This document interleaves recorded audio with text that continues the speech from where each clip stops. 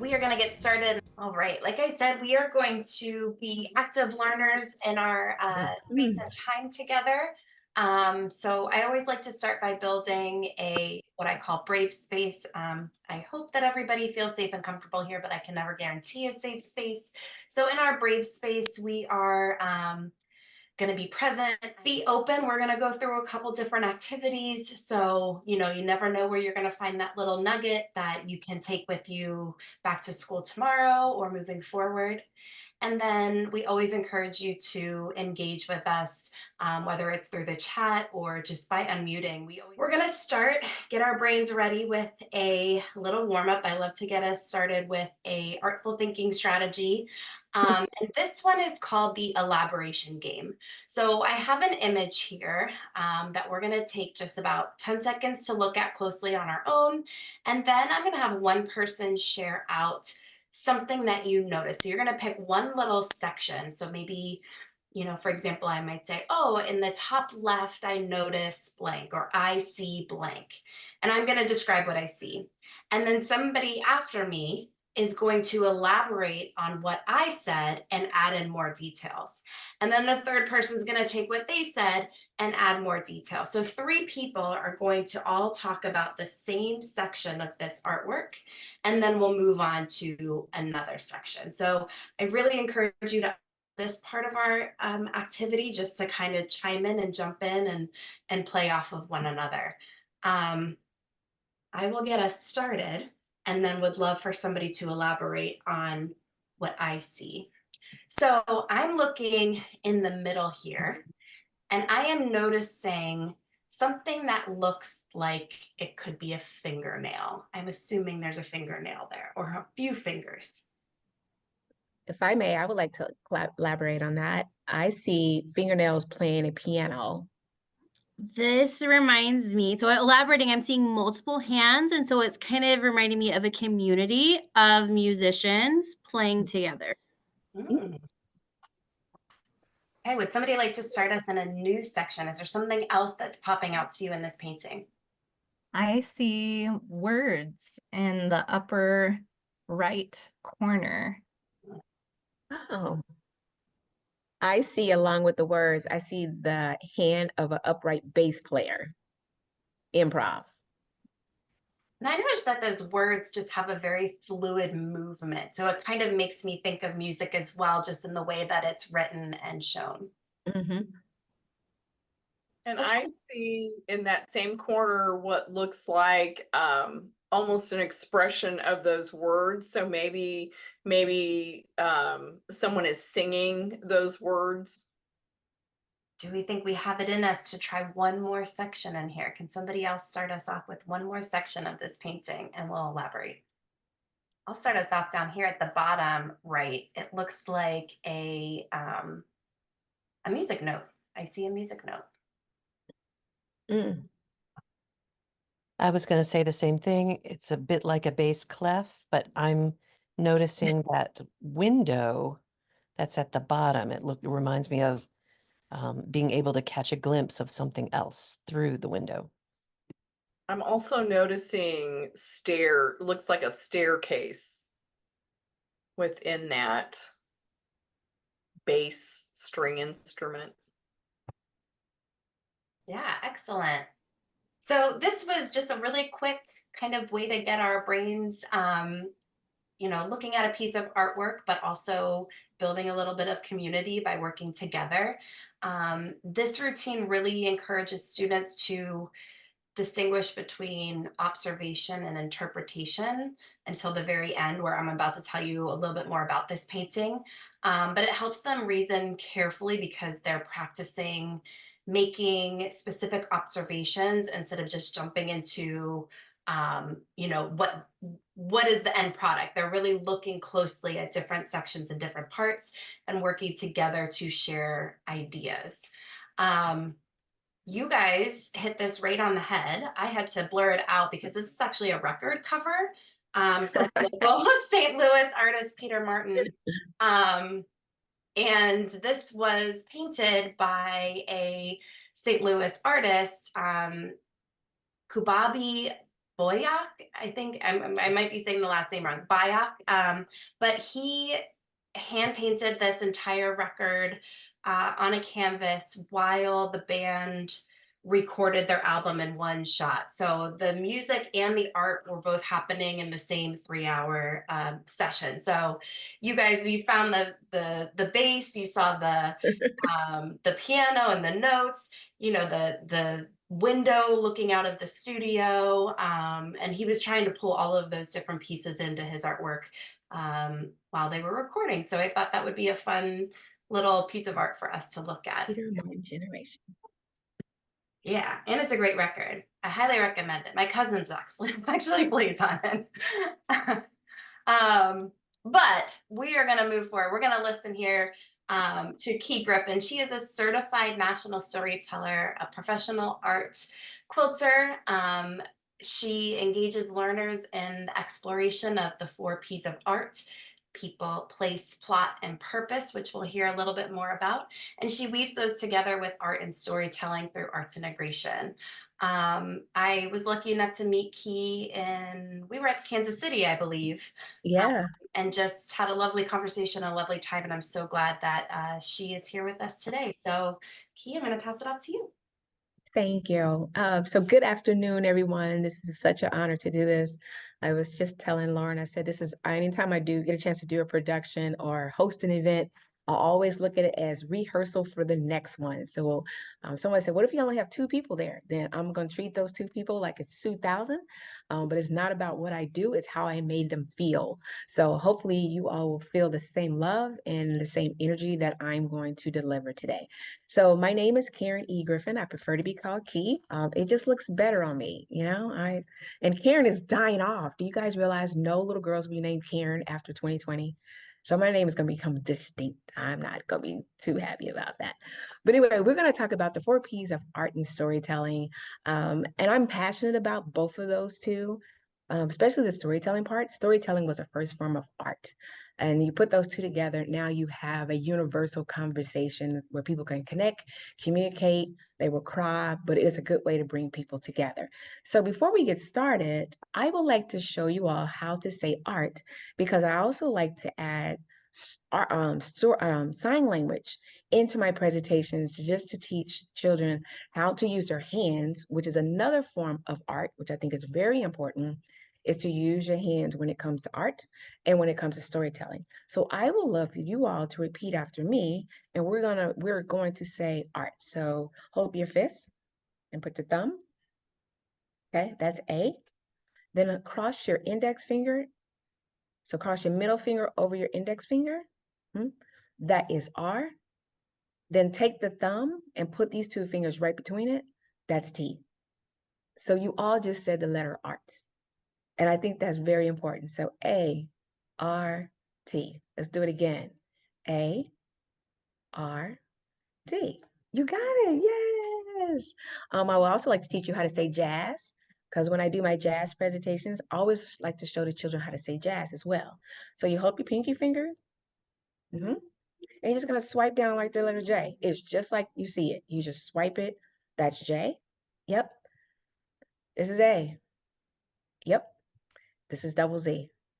And the reason why I don't do one Z, because I'm trying to do a double Z. I'm trying to get them both in at the same time. Okay, so let's say art again. Good. Let's say jazz. Wait, J, A, double Z. There you got it. Now you're all a professional sign language now. Yes. Thank you. So we're going to go ahead and go to the next screen. So when Lauren asked me to speak, she was like, hey, how about if you add storytelling in it? Because first we were just going to look at art. And I was like, oh, this would be perfect to integrate and put both of these 2 together. Again, they are very important elements to be able to communicate, especially in my line of profession. I deal with senior citizens and I also deal with children. So I have to figure out how can I incorporate both of them so it can advance my skill as being an artist and as a art quilter and a storyteller. Because a lot of people get a little confused. They're like, well, what is storytelling? They pretty much know what art is, but they want to know what is storytelling. And when I explain it to them, I said it's a form of art that you're portraying in first person of someone. 9 times out of 10, they still don't get it until they actually see the performance. Why I'm speaking this to you, tomorrow I will be at Fort Osage Elementary School, and I have 700 children that I'm going to have the opportunity to engage, empower, and educate about the art of storytelling. I've already gotten word that some of the children think storytelling is stupid. That's because they have not had an opportunity to meet Miss Key. So once they meet me, they're going to be like, I love it. But my job is, or I put not my job, but I put it as my responsibility to show how to integrate both of them and how it can share a story. My motto is sometimes people don't want to hear what you're saying, but they will understand what you have created if there's art piece behind it. So when I do my productions, I always have a piece of artwork behind me because now I'm keeping the audience engaged. Now they're involved and they can see the flow. They can see the color. They can see the style. They can see the layout. This helps them, but it also helps their brain to remember what they seen so they can talk about what they saw. I always ask people do not record at my productions because I notice if they're recording, they're too busy doing like this and they're trying to follow me. Well, if they're doing that, they're not going to be able to understand what I'm saying and they won't relate to the art at all. So I always ask, do not record. I want them to be engaged. I want them to be empowered and I want them to be educated at the same time. And it helps to relate the story so they can feel. I want them to feel my heartbeat. I also learned that God created 2 words that are very important that contain the word art, and that's earth and your heart. And there's nothing anybody can do about it. So anytime someone says, I don't like art, yes, you do. I'm like, think of the earth and think of your heart. You literally love art. And everybody to me is an artist to some extent. Okay. Next screen.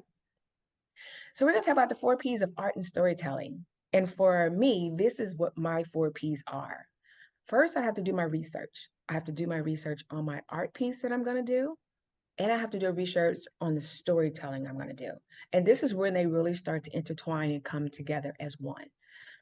The research for me is going to at least take, and it just depends on what it is I'm doing, if I'm doing first person or if I'm doing a whole series. And I love to do series. I very seldom do one-offs. So this coming March 3rd, I am doing a solo production and exhibition at Inglewood's Art. Well, the research for this progress, for one, it started with me doing researching on my mother, researching of my grandmother and the things that they did. My grandmother picked cotton, my mother measured cotton. Now I'm creating with cotton. So that's going to be the research and the whole ballpoint of the whole entire production. But I'm also going to incorporate Afro-American women in history because a lot of Afro-American women in history do not get honored in March at all. So I'm going to do a reenactment of 3 women. I'm going to do Elizabeth Betsy Coleman, Ella Fitzgerald, and Ida B. Wells Burnett. So all 3 of these ladies are going to be on the stage in different times, but I had to do my research on them first to make sure I'm delivering the message. Each one will also have an art piece with them so people can relate to the story and understand, but I want them to have this visual and not just hear. So that's the research part. The people, when it comes to art, you have to be considerate of the people and the storytelling. Your tone has to change, your language has to change, your demeanor has to change, but your art and your storytelling can pretty much be related, but there's some things you'll have to leave out when it comes for children, and there's some things you can add more when it comes to adults. So I have to be very aware of when I'm delivering a message in storytelling, how I deliver it to children so that they can understand. And I want them to be able to ask questions like, why did you choose this person? What inspired you to do this person? Now with the adults, you can add a little bit more flavor to it and they kind of get it. Yesterday I did a performance at Palestine Baptist Church. Got done with the performance, lady came up to me, she said, this is what I've been needing. I have been needing this. This is what I want. I want some true life reenactment storytelling. So that's the people. So you have to understand your people first. Always know who's in your audience before you perform. And that way you can adjust your story. So needless to say, I can write the story, but then I'll probably have 4 different layouts of it where I have to put things in and take things out. Also with the people, you have to be considered, always glaze your audience, understand your audience, see if they're relating back to you. If they're not relating, then it's up to you to pull back. You can either add more or you can pull back, but sometimes you just have to really understand the people in the audience. Second one, the second one is the place. Consider the places you're going to tell your story. Now you can't go to the you can't go to a daycare and tell this high level story. You have to change the story. Again, that relates back to the people. So if you're at a daycare, your story is at a high level, you have to bring it down because you want to make sure they have more tangible things that they can connect with. You want to make sure maybe they can dress up. I do a jazz storytelling production where I talk about 4 jazz musicians. Well, in this case, I'll pull children involved, but guess what? They get to be a part of the production. Children love, I found out, they get excited when they can dress up and they can be a part of your production. That takes it to a whole nother level. So when you're at a school, you want to be able to incorporate children because that's a place. If I'm at a hospital, I have to be considerate of maybe the noise that I bring in or the materials that I bring in.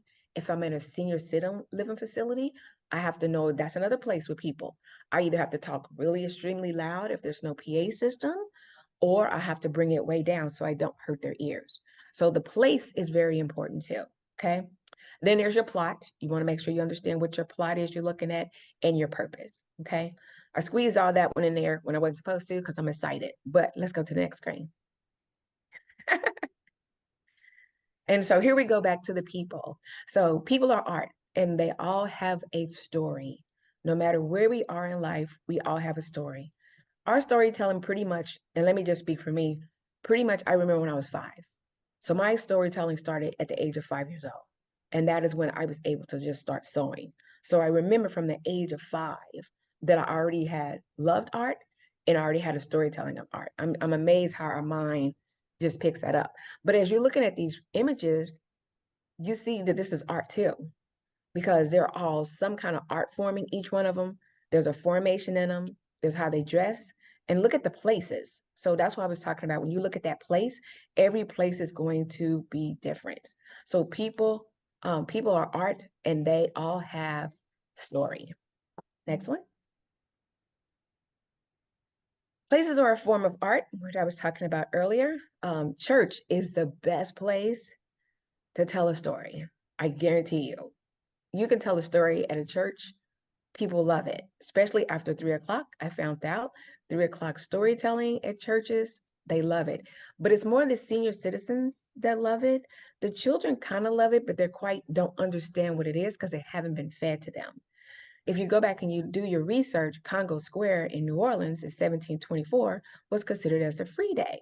So they would go to Congo Square. This is where they would share their art, their storytelling, their culture, their food, their dance. So that's how their art continued to blossom and do the things that it needs to do to empower the community so they can take it back and it's something they can hold on to. You can tell a story at a bank. We all have a story to tell at the bank. And do you know who the person that always hears a story at the bank? Can anybody guess?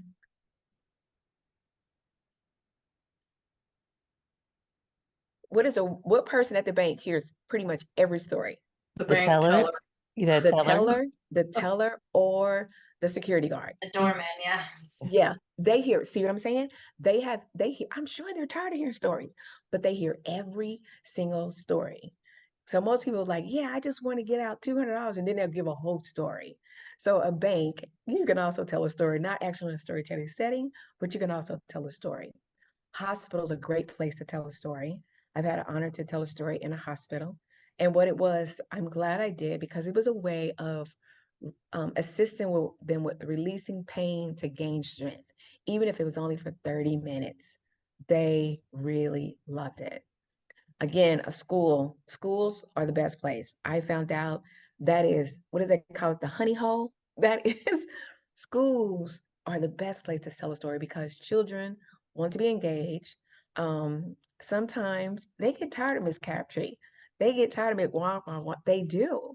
I did as a kid, so I know they do. But when they have that opportunity to hear someone else come in and bring in energy with this art and this storytelling, they love it. But as you look at it, all these buildings are a form of art as well. They're all handcrafted in a certain way to look like the place you can go in and just share a story at. Daycares, love a daycare. The little people there are just a little too busy. So if you don't like little people, let me not say like, if you don't care for educating and sharing art with little people, I would not encourage to step into their zone because they will wear you out. But little people is a great place to tell a story if it's very engaging. Museums, you can never go wrong with telling a story in a museum. I've learned due to my tenure of working in a museum, always dress in character. Plain clothes, you'll lose their attention.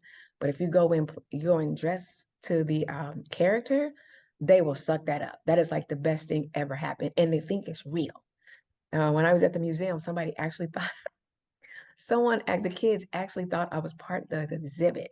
So I got called a museum lady over and over again. So if I was out in public, people like, hey, ain't you the museum lady? And I'd be like, no. They'd be like, but I got a picture of you right here. I'm like, yeah, I'm the museum lady. So when you go into character, they get a kick out of it. Next screen. So here's the plot of art and storytelling.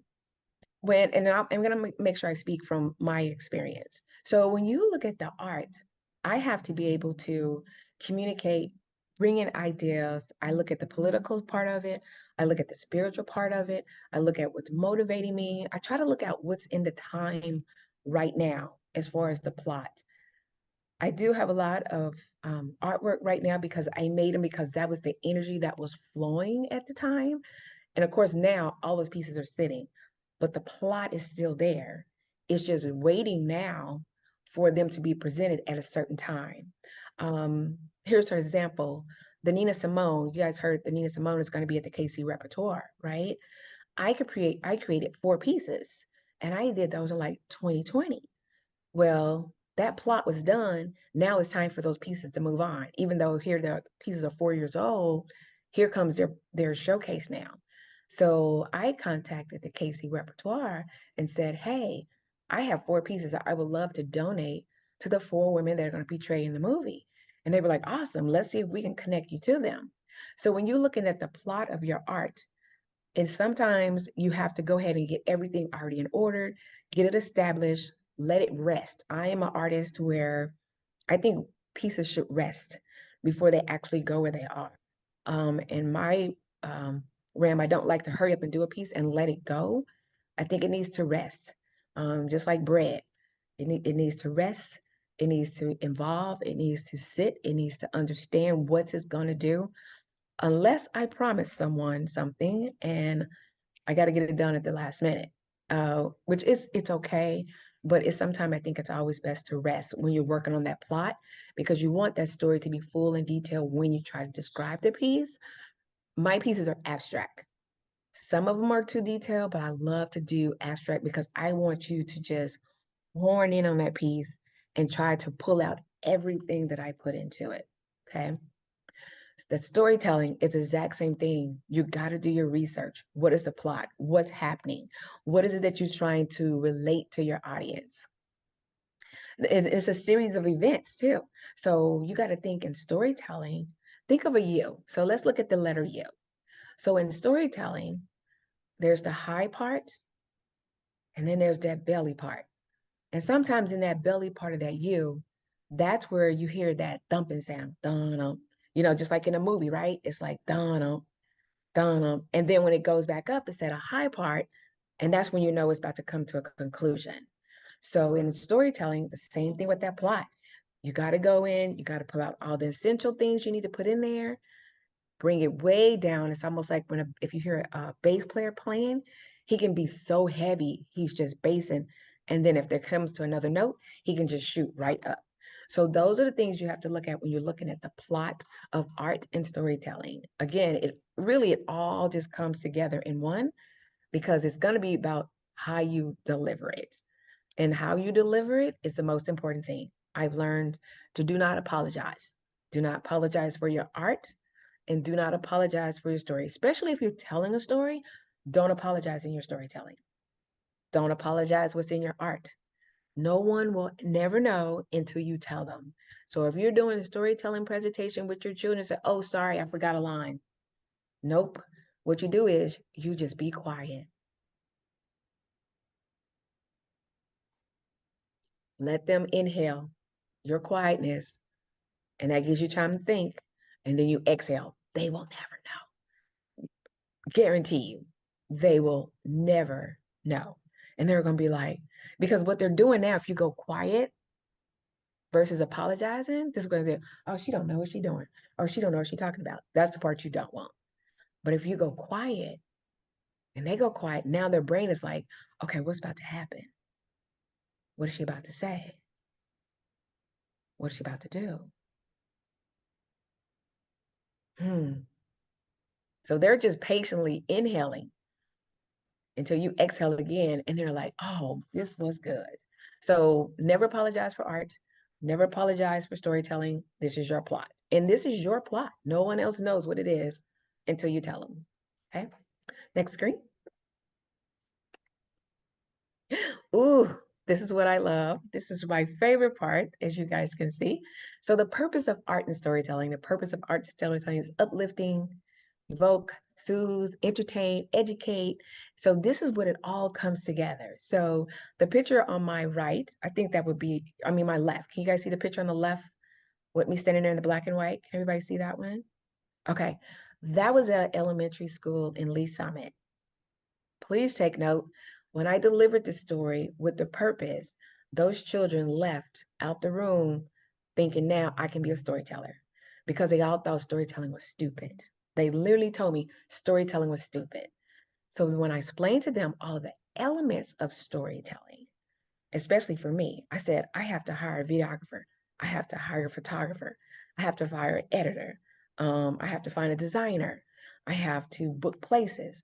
I got to do contracts. So I was letting them know these are all the things I do as a storyteller, but my purpose is to uplift you, empower you, educate you, water you, weed you, feed you with a story, history. It's a lesson. It's a walking live lesson. This past summer, I had the honor of doing a cemetery tour in Olathe. I had the honor of doing a reenactment of Laura Page Moore, which lived in Olathe. Her father, which I didn't know, escaped from Galveston, Texas. So he escaped, went to Ohio, and fought in the Civil War. And I'm thinking, wow. So when you deliver the purpose of a story, again, that goes back to the research. It goes back to the purpose, the place. And like I said, we deliver that in a cemetery. So I don't think that same message would have been as good if we had took it into a church. You know what I mean? So the place was a cemetery. And here's the funny part. So when we got done with our piece, we walked into the cemetery and turned and stood behind the tombstones, and people was like, what just happened? But here's the thing. When you're delivering a story and you're doing storytelling, if you're doing a reenactment of someone, never say you died. That you cannot. I've heard people say that. I think that is not the way to end your story. You should end your story as if you're dying within the scene. You should never say, by the way, I died this year, because now you just wiped out the whole mystery part of doing a reenactment when you're doing a reenactment of someone. So you have to get the purpose, which is the art of storytelling, and it's just to uplift someone. It's to educate someone. The piece in the middle, this was another form of storytelling for me, and it was art. I am a cancer survivor. I'm 32 years cancer-free. So with that piece in the middle, I decided I got to give back. Someone helped me save my life. So now I want to pay it forward and give back to someone to help them, encourage them in their life. So I created 10 secret healing hearts, and I put them in shadow boxes, and they're all different. I donated them all to the American Cancer Society last year because my pastor's son, and he's only 24 years old, his son was diagnosed with breast cancer. 23 years old, and his son had breast cancer. And I was like, let me donate some hearts. Let me share this story. So they accepted the hearts, and they donated the hearts, or gave the hearts, to every single woman that was there that was dealing with breast cancer. And so that was another way, again, that's a purpose of telling a story. And in this case, this was storytelling and art connected in one to assist someone with healing. And it was very powerful. And it was very hurtful at the same time, but it was my way of giving back to help out. The last piece that you see, that is me standing in front of 4 panels that I created. Those panels were not pre-drawn. They were all in my head because I was asked to do a reenactment again of Ida B. Wells Burnett. And I'm like, okay, well, let me do my research on her. Where am I going to perform her at? What is the plot? What is the purpose? And the purpose was we were honoring women. And this is for voters registration. So I had to portray Ida B. Wells Burnett because her and Alice Paul were the ones that attended a parade in Washington, D.C., and they were marching in the parade for women's rights so that they can vote. And I was like, well, let me add more to this story. Let me add art to this story. Let me add conversational pieces to this story. But I had to do research. So I took it all the way back to Africa. I took it back as far as I can take it because I wanted to make sure if I go back far enough, I can pull forward and it will leave it right where it needs to be. So that first piece that you see in there, that's called his mask. So when you took the African male from his homeland, you took his mask away. You took his order of protection away. You took his shield of faith away. So now he doesn't really have a purpose anymore. He has to be told what to do, not to be able to manage and take care of his household, right? The piece next to it is called Enslaved Parade, because my ancestors were the first enslaved parade coming to America. At first, it was called the Door of No Return, because when my ancestors went through that door, they were not coming back to their homeland. So that's what that piece was titled. And the third one in that collection was titled, I Am Black, Cream, and Red. Black represents death. Cream represents the rope in the tree he does not want to be hung by. And the red represent his lifeline seeping into the soil. So when African men, or when by the time they came to America, colored men or Negro men, when you lynched them, you took away his lifeline. You took away his generational wealth. So that was why that one was called that one. And the last one is called the newspaper article. So I had to pull it from beginning all the way to now. So the newspaper article is what Ida B. Wells was writing when she was talking about lynching and everything they wanted. So that's why it looks so abstract, because she did a lot of research to get her documentation to get what she needed. So those were the 4 panels. So again, that's that purpose of that art, and that is that purpose of that storytelling, and pull it together. And when people see it, they're like, oh my God, I can see it now. And they were able to relate it. And let me just say, it is so heartfelt and warming when someone comes up to you and they say, I felt every bit of that. I understand that. So again, when you integrate that art and that storytelling, oh my God, it's better than red Kool-Aid. I'm just saying, it's amazing how people relate to it. Okay, let me go to the next screen. So again, people, place, plot, and purpose. Which artistic would you implement or engage to educate your students? Which I like it. So I would love you to think about, hey, how can I engage this with my students? How can I get them more involved? That's like I opened up with you all with sign language. I bet if we just start teaching our kids sign language, do you realize how much they will not use those digital pacifiers anymore? And you guys know what the digital pacifier is, right? It's your cell phone. This is a digital pacifier. So we would just teach our kids sign language and let them learn another art form, because that's art. That's writing without a pencil. So we integrate sign language, integrate art, integrate storytelling. Our children would not use those digital pacifiers, because right now they're tearing their necks up, they're tearing their thumbs up, they're tearing their eyes up, because they're so engaged with that digital pacifier. Even when I go out and teach the higher up children, I'll be like, if your digital pacifier is not making you any kind of income, then why are you using it? If your digital pacifier is not bringing any income to pay for the service or the good, then why are you using it? And I'm like, implement another idea. Find another way to connect with somebody. Find another way to communicate. Have a conversation. Again, learn sign language. Learn art. Just learn art. Okay. Next screen. So I want to say thank you, but also I think on our last screen, and if anybody's like, hey, I would love for you to just come in. This is me portraying Ida B. Wells Burnett, and it's like 4 minutes, I think. And hopefully it will play. You know how technology is. Yeah, let me know how the sound is. Okay.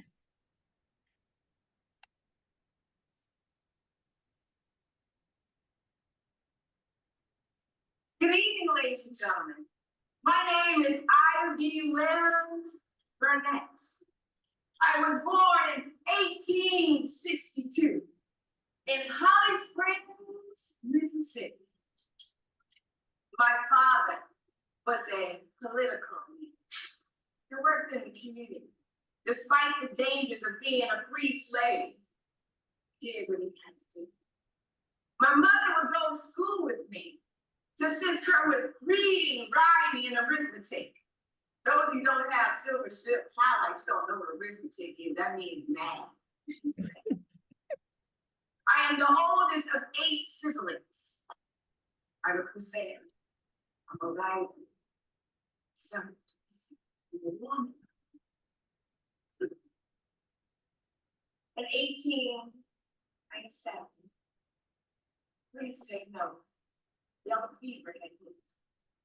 I lost my father and my younger sibling.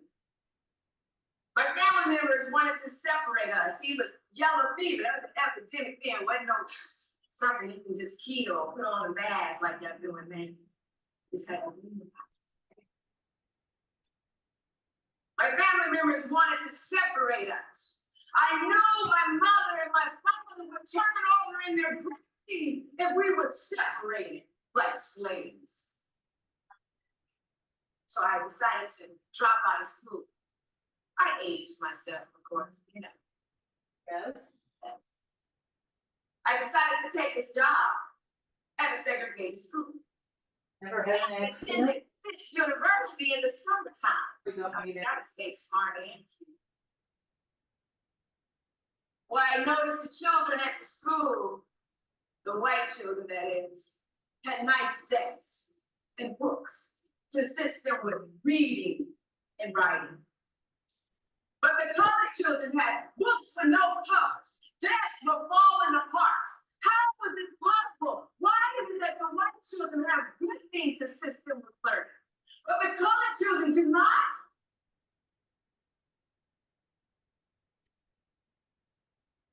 I want to let you know, really sad that children do not have an opportunity of color to learn like the rest of the children.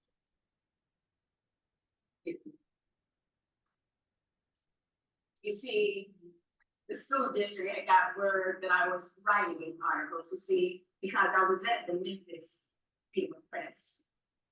In the headliner, I went under the name Lola, so nobody would know it's me, of course. So they got word and they asked me to step in. I stepped in. But I continue to write these articles in. Not realizing again that my parents were preparing me to be the princess of the press. You see, read those newspaper articles really got me to where I need to be. Here's where my turning point started. One day I was riding on the train back from Tennessee to Memphis. I decided I was going to sit with the rest of the ladies. You know, those seats are nice. I sat down in my seat.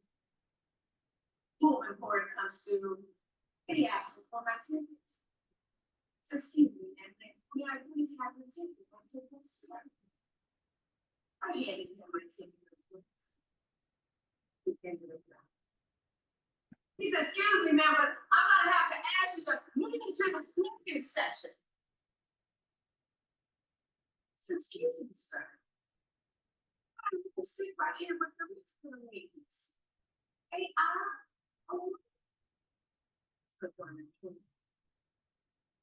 next thing I know, he's gonna take his shoulder. Did he touch me with his hand? They're gonna move me out of my seat. Well, I took it up on myself and said, no. So I fastened my teeth into the back of his hand in self-defense, of course. Next thing I know, another woman comes through. Now they're both wrestling with me, tugging on me, to put me off that train. I was in bed. dream is cheering and robots, they're moving me out of my seat. Well, no more than 125 years. Well, you see, I took matters into my own hands. And I decided I was going to make a difference. So I sued the railroad. Yes, I won $500. Don't cheer too loud. The Tennessee Supreme Court overruled my judgment. And I only won 3.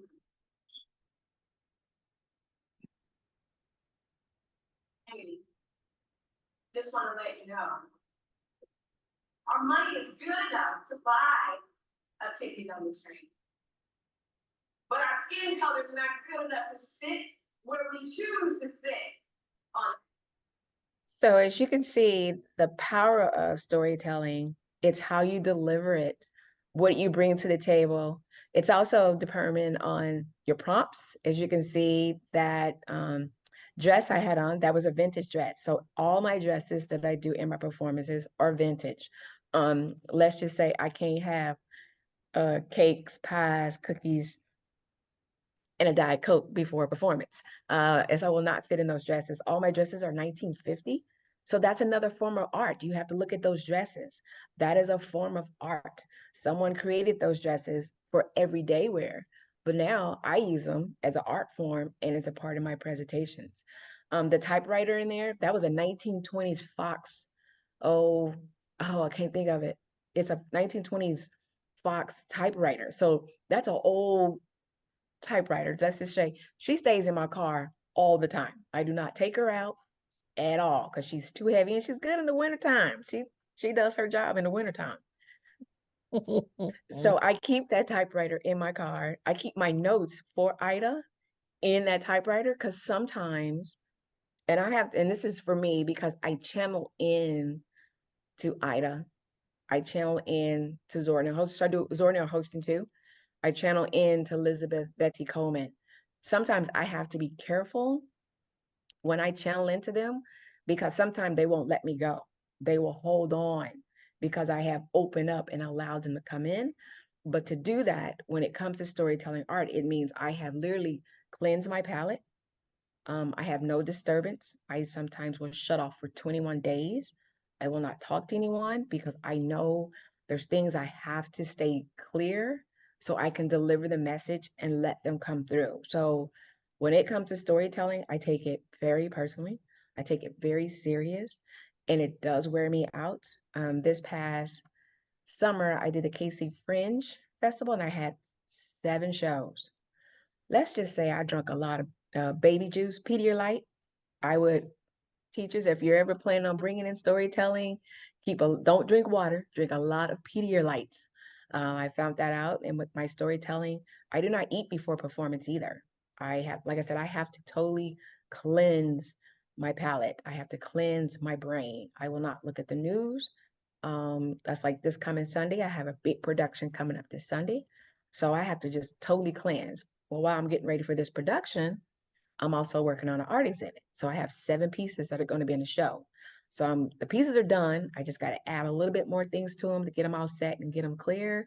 But the art and storytelling, they're 2 big beasts together. And this will be my first time doing an art exhibition and a solo with all 3 girls on the stage at the same time. Normally I do 1 girl, but I'm going to bring all 3 of them on the stage at the same time. Well, in times, and then it will be an art show at the end. So yes, this is the power of art and storytelling with the 4 P's. So the 4 P's are people, place, plot, and purpose is my final conclusion. Are there any questions for me? Yeah, I would love if anybody's got any final reflections or thoughts or questions for Key. I know I have a whole page of notes here, but I will let my friend share out first. Okay, just take note. If you ask me a question, I will send you an invoice. I told somebody that and they asked a question. I said, who do I need to send an invoice to? But no, I don't. And after my productions, I do chat backs. So I like to have artist conversation because people want to know, when did you start doing this? And of course, I'll tell them 57 years ago, when my dad kissed my mom, it's their fault. I had nothing to do with this. But it's just it's just a good way of sharing, connecting, and just bringing people together.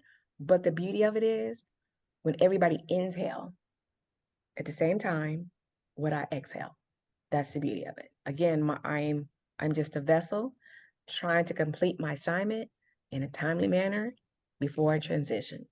That's my motto, and that's what I'm sticking with. My tagline is sowing seeds to create stories with art. So, yeah. It's amazing. I mean, there's so many connections I saw. I mean, the value of the research, and then I immediately am thinking of, middle school, high school, upper elementary kids, and like how powerful that would be for them to do that research, find that outfit, perform that thing for their friends, and then how memorable for their, peers to watch that and remember that. Yeah. And then you said something else about letting the art rest, and that Yes. resonated with me as a preschool teacher, because we, Legos, for instance, they'll play with them. We don't break them apart, take them down. We put them on a shelf, and throughout the week, they constantly are coming back, making edits, adding to it. And so that moment of like, oh yeah, like we don't have to just be done. Like there's this continuation as we're working through this, and then my brain's followed and how that connects to the storytelling and how that's never done, and there's always more to do. So really, really fantastic. Thank you. Any other thoughts before we kind of wrap things up for tonight? I was struck when Karen was talking about some of the students that she was able to change their mind about their perspective of what storytelling is. And I think that children especially come to storytelling is, someone reading a children's book, and that's for babies. What you present and what you embody in your characterization is the greatest tenets of theater, which is elevating storytelling beyond that, what might be in their mind of what is a story, how to tell a story. So the other thing that I was struck by was how your discussion of careers, meaning adjacent careers, that you need a designer, you needed a costume, you need props, you need other elements and the expertise of other people to bring your art form to life. And I guess I've been thinking a lot about how we speak to children about future career choices and how we underplay the role that arts has within those careers. So kind of just taking it in. Thank you for sharing today. It was Oh, you're more than welcome. Yeah, there's a lot of elements. I'm also, as of right now, the only airport greeter in Kansas City. So I assist all the big theaters, high school theaters, college theaters, and bands. So when they're going out of town, guess who meets them at the airport at 3 a.m.? That's awesome. So I get it all, and that just excites me because I'm around these young theatrical students that are in this drama, and it's early in the morning. They ain't trying to be theatrical that early in the morning, and then when I'm like, they see me and they come in, I'm like, hey, and they're like, okay, it's gonna be a fun trip, because I make them sing in the morning, to get them hyped, and because a lot of this is their first trip, so it's another form of art. It's another form of storytelling, just to get them engaged. Yeah, it is. I love what I do, needless to say. Well, thank you so Hey. much again. Oh, I Oh, just go ahead, Cynthia. had one thought. A lot of what historical storytelling they see is usually in a movie Yep. or on a video or TV, but what you do brings that history to life you're there in person, you're telling that story. And I think that's a great way to engage them, to think historically and to make those connections, to make those personal connections. You're so right about that, because, and I think where it comes in it is that they can feel it now. Yeah. You know what I mean? The only thing you feel at a movie is the rumble, and that's because of the music. Because if there was no music in movies, and by right, it takes a music to make a movie. Movie don't make music. It just don't. Always taught the children, to prove them wrong. I said, what I want you to do is go look at what is it? Scream, not Scream. Jason. I said, Jason has a theme song. If he didn't have music, he would not be scary. Same thing with Scream. If they didn't have a theme song, they would not be scary. It'd just be like, okay, yeah, and so what? I mean, you're literally standing there and fighting him in the street. But because he has that music, that's what brings it in. So even with my storytelling, I have an upright bass player. Like, and we do not rehearse. We come off the cuff. And it's so much better that way, because if we rehearse, then I'm going to try to keep up with him. He's going to try to keep up with me. And then you're going to tell that it's something wasn't right, but he just flows. We just flow together. So we're going to be performing together this Sunday, and I'm so looking forward. And then next Sunday, I'm at the Amelia Earhart Museum. And so I'll be performing Betsy Coleman at the Amelia Earhart Museum. So it's going to be a busy week, because I have 700 kids tomorrow at Should email me 9 o'clock. your upcoming dates, and in my follow-up email, I'll post them in there. So if anybody's Okay. in the area I'll and send wants it to you. to go check you out. Oh, no problem. Yep, I'll send it to Yeah. you. All Anybody right, else have a guys. question? What We're happened? gonna have to wrap things up here, but I will share your email as well if anybody has any follow-up.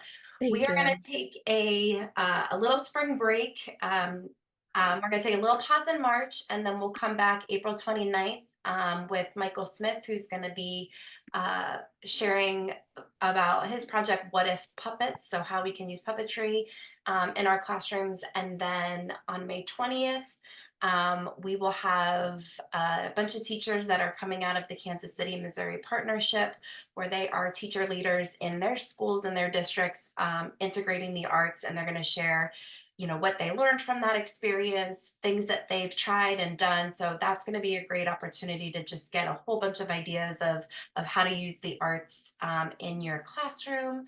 I'm going to drop the link in the chat. That's going to take you to our website. Please register for those events. We'd love to see you there. As always, if you need a certificate for joining today, please send me an email. I'd be happy to send you one to share for your hour of your time that you gave us today. And last but not least, we love to improve and learn and grow in our community and our partnership. So if you wouldn't mind just taking a quick minute to fill out our survey, give us some feedback on what you thought.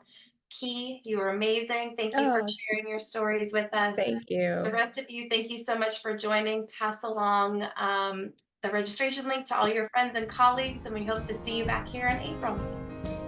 Thank you so much. Bye. Bye. Thank you.